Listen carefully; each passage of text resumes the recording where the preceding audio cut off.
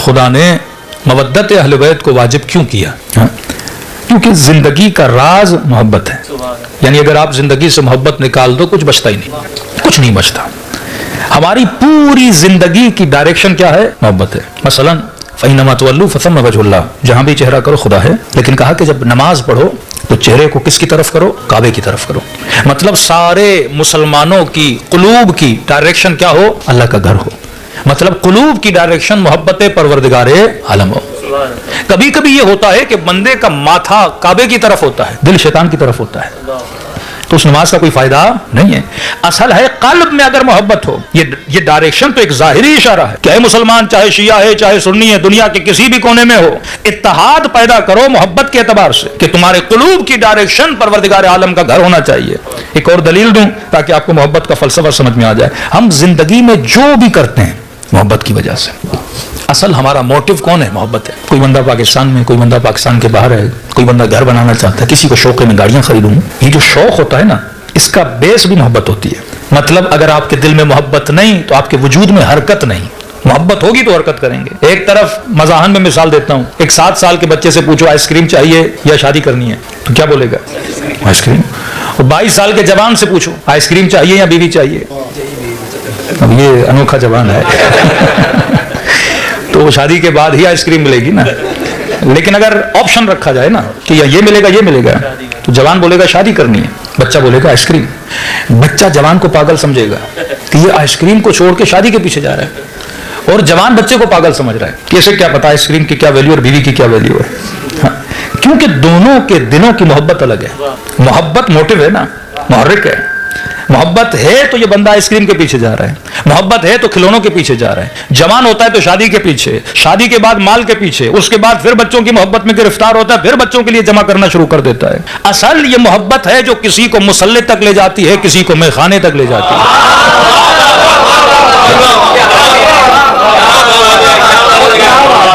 आपका मुहर्रिक असल में मोहब्बत है। जिसकी मोहब्बत आएगी आप उसी के पीछे लगोगे। मोहब्बत अली की है तो बंदा अली के पीछे। कसूर मुसलमान का नहीं है, मसला मोहब्बत का है। तभी खुदा ने कहा कि मैं मोहब्बतों से तुझे नहीं रोकता, मैं शुरू में बता रहा हूं कि मोहब्बत का चुनाव अच्छा होना चाहिए। अगर तेरी सिलेक्शन गलत है तो तेरा पूरा अमल गलत है। अगर तेरी सिलेक्शन अच्छी है तो तेरा अमल भी अच्छा है। देखिए भाई, जमहूरियत में आजकल तो ये मिसालें भी बहुत जहन में आ जाती हैं। 1.5 साल से जो पाकिस्तान का मसला चल रहा है, तो आज तक यही बहस है कि सिलेक्शन होगी या इलेक्शन होगा। तो सारा डिपेंड है, सिलेक्शन गलत तो मुल्क का सत्यानाश, सिलेक्शन सही तो मुल्क भी अच्छा। तो एक पाकिस्तान में अगर सिलेक्शन अच्छी ना हो तो मुल्क का निजाम बिगड़ जाता है, और इस्लाम में अगर सिलेक्शन अच्छी ना हो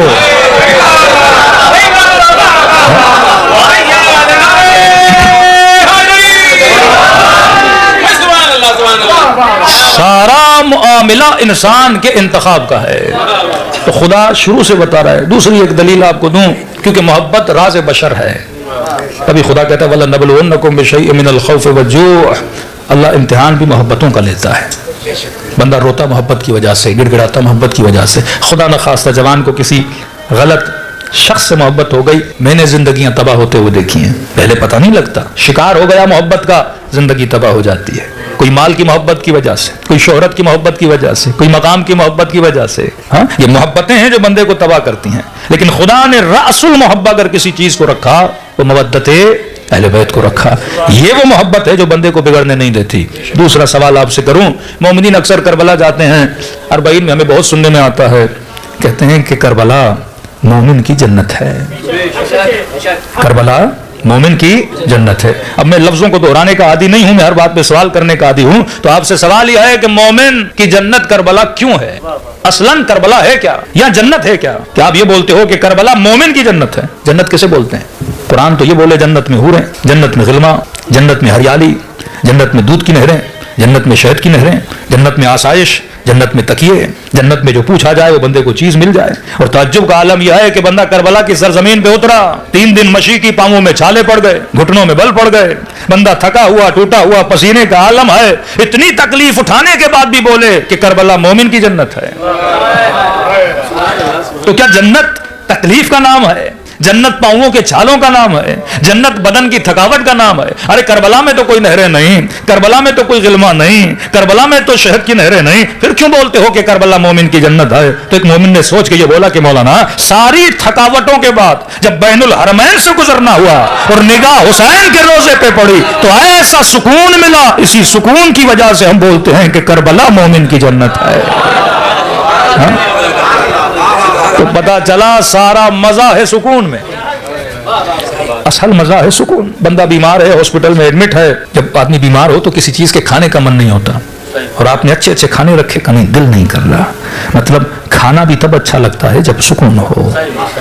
कई लोग बड़े बड़े महलों में होते हैं पर बेसुकून होते हैं, कई लोगों के अकाउंट्स में करोड़ों पड़े होते हैं पर सुकून नहीं होता, और कुछ ऐसे हैं हाथ में कुछ भी नहीं, मुसल्ले इबादत पे बैठते हैं पर सुकून के आलम में होते हैं। कि उलमा फरमाते हैं यजीद तख्त पर बैठ कर भी बेसुकून था, और सैयदा ज़ैनब के हाथों में रस्सियां थी पर सुकून के साथ खड़ी थी। अल्लाह की सबसे बड़ी नेमत क्या है? सुकून है। कि आवाज आई कि हबीब हमने तुम्हारे दिल पे सकीना को नाजिल किया, हमने तुम्हारे दिल पे सुकून को नाजिल किया। असल ये नहीं कि बंदे को दौलत मिल जाए, माल मिल जाए, औलाद मिल जाए, या बीवी मिल जाए, या शादी हो जाए तो सुकून मिल जाता है। हाँ ये जरूर है, उन चीजों से सुकून मिलता है, पर आरिजी सुकून मिलता है। कई लोग है तमन्ना होती है फला गाड़ी मिल जाए, 2 महीने के बाद गाड़ी का सुकून खत्म हो जाता है, फिर कहते हैं और बड़ी सवारी के पास जाऊं। यानी तमन्नाएं दिन ब दिन जन्म लेती हैं। कहता है ये मिलेगा तो सुकून मिलेगा, मिल जाए तो सुकून, फिर अगली तलाश में चला जाता है। घर मिलेगा तो सुकून मिलेगा, घर ले लेता है, फिर अगली तलाश में चला जाता है। तो असल जो मजा है वो सुकून में है। तभी बंदा मुसलसल सुकून की तलाश में रहता है। इस चीज से नहीं मिला तो नेक्स्ट स्टेप, उस चीज से नहीं मिला फिर अगली चीज की तलाश में होता है। तो सवाल ये मिला कि करबला जन्नत है। जन्नत इसलिए है क्योंकि सुकून है। सुकून किस में है? कहा कि रोज़े हुसैन में। सुकून किस में है? कहा ज़रिए अबी अब्दुल्लाह अल हुसैन में। तो मैंने कहा मेरा एक छोटा सा सवाल है, क्या ज़रिए इमाम हुसैन में सबके लिए सुकून है या सिर्फ तेरे लिए सुकून है? रोज़े इमाम हुसैन को देखने के बाद क्या बिन सलमान को भी सुकून मिलता है या सिर्फ तुझे मिलता है? अगर जरिए इमाम हुसैन में सुकून होता तो सबको मिलता। आप ये बोले कि जिक्र अली में सुकून है, तो मैं कहता हूं आपको सुकून मिलता है। कुछ ऐसे हैं जो जिक्र सुनते ही अंदर से जल जाते हैं। तो फिर जिक्र में तो सुकून नहीं हुआ ना। एक मर्तबा मैं ये बोलूं कि पानी प्यास को बुझाता है, तो पानी शिमर भी पिए तो प्यास बुझे, अली वाला भी पिए तो प्यास बुझे ना। लेकिन जिक्र अली का मामला तो ये नहीं है, अली वाला सुने तो चेहरा खिल जाए, मुखालिफ सुने तो चेहरा बिगड़ जाए। कुछ वो जो माल घर गाड़ी बेच के भी कहते हैं करबला की ज़ियारत पे जाना है, और कुछ ऐसे हैं जो अपने वजूद में बम बांध कर हुसैन के रोजे के दुश्मन बने हुए हैं। तो ये क्या माजरा है? किसी को बुतों से सुकून मिले, किसी को जरिए हुसैन से सुकून मिले। कोई चर्च में जाता है तो सुकून लेता है, कोई मस्जिद में आता है तो सुकून लेता है। सुकून का रीजन क्या है? मुझे इमाम की जरिए से सुकून मिल रहा है, दुश्मन हुसैन को सुकून नहीं मिल रहा। मैं अगर चेहरे अभी अब्दुल्लाह अल हुसैन को देखूं तो बाग बाग हो जाऊं, लेकिन एक वो था जो इमाम के सीने पर था, और हुसैन बार बार ये कहते रहे कि मेरे चेहरे को देख, लेकिन कहता नहीं हुसैन में नहीं देखूंगा, मुझे खौफ है तेरे चेहरे को देखूं तो मेरे इरादों को बदल न दे।